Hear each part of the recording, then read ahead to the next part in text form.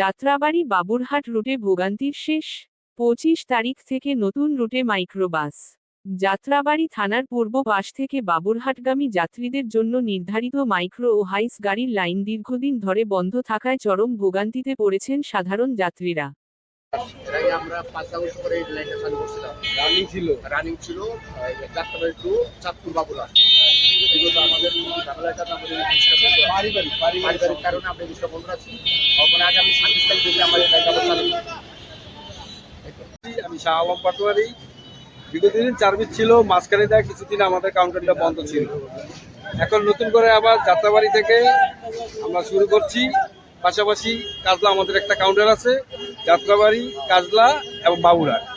তো যাত্রীরা সবাই আমন্ত্রণ রইল। আমার নম্বর তো আপনাদের কাছে পুরানটা সবার কাছেই আছে। এই 21 নম্বরে এখন আপাতত ফোন দিয়েন না, 14তে ফোন দিবেন। 14 অ্যাভেলেবেল, পরিচাল দেন, গাড়ি লাগলে আমাদের এখানে পাওয়া যায়, অ্যাভেলেবেল গাড়ি পাওয়া যায়। আপনাদের এখানে কি আপনাদের রেন্টেকার সিস্টেমে আপনাদের ব্যবসা সিস্টেমে ভালো হবে?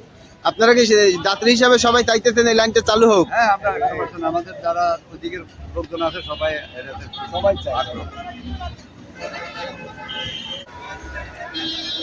আচ্ছা, আপনি কি এই লাইনের কি যাত্রী ভাই?